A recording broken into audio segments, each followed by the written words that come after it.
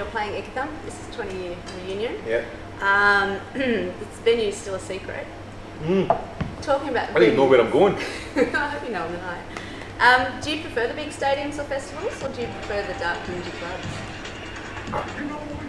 I think there's something cool about smaller venues where you can look right into somebody's eye, you know.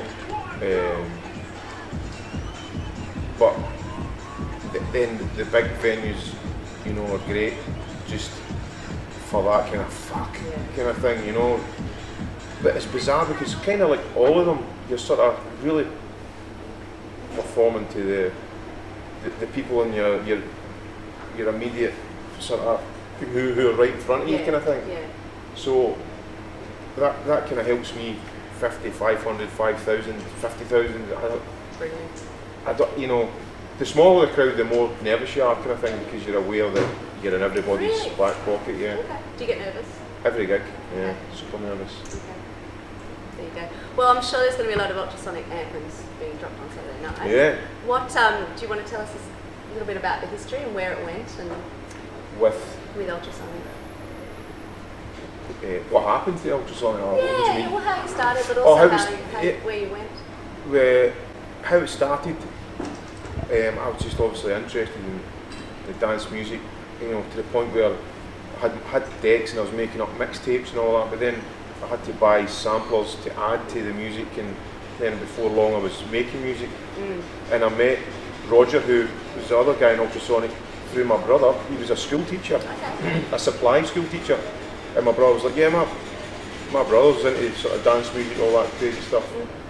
So we hooked up, and ultrasonic was kind of born through an accident, you know, through the two of us liking music, never thinking it's a job or, you know, it's just, fuck, we can get into raves for free, you know, and then they're going to pay us to play, and then that sort of blew up, and we ran till like 98 or something. 98. Okay. And then, you know, sadly, like so many bands do, we just kind of went our separate ways. And then the 20th anniversary came up of Techno Junkies, and I thought, I'm going to do a sort of DJ tour. And the reason why I wanted to make it a DJ tour is because the two of you don't work together. So I don't want to lie to any of the punters and say, you know, it's the band, it's a live band, we're back together. Because, you know, the guys, my friends who danced for Ultrasonic back in the day, they've got families and kids, and, you know, I honestly don't think they could dance the full set anymore, you know, as much as they would love to, you know. And so I don't want to pretend to anybody it's the band's back together. That's why it's like a, you know, it is what it is on the tin. It's me playing a DJ set of all the anthems. But it's worked so well. I've actually been, you know, back to do it again, you know. And it's so much fun just playing all those tracks. And the great thing about Ultrasonic is a back catalogue lets me play. You know, I finish sets and I go, shit, I wish I'd played. Sure. You know, or I'll just shout out, what do you want to hear? Fantastic. And somebody, there's always, you know, the majority will go, Annihilating Rhythm! And I'm like, yeah, I'll play that, obviously. Of course. Pick something for an album or something, you know, because I've got like, you know, I don't know how many, I've got 4 albums, 3 or 4 albums worth of stuff and remixes and all that. So I was, as well as playing all the anthems, I like to try and play the album track. You know, it's always, you meet somebody and they'll go, oh mate, you need to play. And I like it when it's a track that it's no obvious. Cool. You know? Awesome. So it's, I hope that happens on Saturday night for you. Yeah, I mean, my inbox just gets bombarded with, you need to, obviously, 1, 2, 3, 4, and I like on TikTok, you know, there's so many ones that I need to play, which I will play, and I look forward to playing. But then there's so many other tracks from albums and stuff that maybe means something to somebody more than anything else. That's their personal favourite, you know, and that's the ones that I'm like, oh, right, that's cool, you know. Yeah, it's got meaning. Yeah. We mentioned briefly about the equipment you started buying back then. Yeah. Obviously, stealing.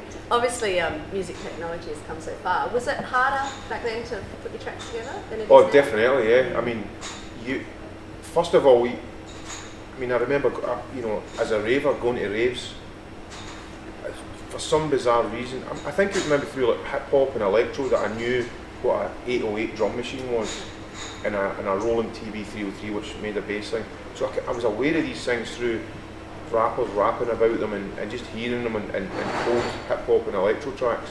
So then when it kind of crossed over into dance music, I was like listening to records and saying, how did they do that? What is it? So nobody was there. There was no website. There was nobody you could go, hey, how, it's not as if I could phone up Simple Minds and say, how did you get that fucking synth? I didn't know anyone. And again, it was a question of finance. You needed money to buy this stuff because it was like thousands and thousands of pounds worth. I'm no lying when I say, it was dodgy bank loans. It was borrowing stuff. Sometimes never get returned. But it was anything to try and make music. And you were genuinely sitting on top of synthesizers, making shit. And I didn't know what I was doing until you went, fuck, that's amazing. That's it. That is it. So it was trial and error. And there was nobody to go, hey, how did you do that? Even like early bands, like I went to see Adamski at Raves, and Homeboy Hippie, Funky Dread, the Bassheads. I remember standing at the side, waiting for them to come off to go, what synthesizer did you have? Yeah. And I think I remember talking to. There was a group called K-Class. They played at a rave, and the guy was really cool. And he wrote down a couple of synths on the back of a flyer, which is something I'll never forget. And I remember thinking, so that's how they get that. I was never really a fan of K-Class's music because it was more like piano house, but I knew the synths and that they were using. And so they wrote down some synths. And then when we were out actually gigging, and if we were DJing, if there was another band playing that I particularly liked, I would go out my way to go, how are you making this music? And then you would find out early on if it was just like some PA that never knew what the fuck, or if it was somebody who genuinely had an interest, you would have a conversation about music technology, synthesizers, as well as having a beer and a laugh and a rave, but that's how you found out. So just buying all the stuff, sourcing the stuff, and then obviously the more you get on, the bigger your train set becomes. You had a full room. Roger and I had a full room. Frightening stuff, man. Crazy money getting spent on to just get the stuff that could make the sounds. Well, let's talk about your new stuff, computer games. Yeah. You've said that it's still a dance album, but it contains actual songs and actual real instruments. Yeah. Do you think that you had this in you 20 years ago, or do you think it's your maturity and your journey that has led you to this new sound? I think the computer games album is everything that I've done has led up to this point. And I equally am aware that there's been peaks and troughs in my career, like ultrasonic, massive, public domain, massive. And now I'm at the point where the stuff that I'm doing now is nowhere near as commercially successful as past stuff, but for me it's been the most rewarding because it's kind of like is that the word? A coming of age. It's like everything I've been through is in this album. I don't think I'll ever better it. I don't think I've done anything as good as it. For all the people who have checked it out, hopefully they've maybe grew up with me and my music from Ultrasonic now, and they've got kids and they can relate to a lot of the things that's in it. It's kind of like, I don't know, it's a sort of, it's like my diary kind of thing to music, which took me 3 years to do, and several times I wasn't even going to release it because it was I felt too personal for sharing sort of thing. I think I just tried to do it to impress my wife. Did it work? No, she, like I was saying earlier, it's been great because she's not into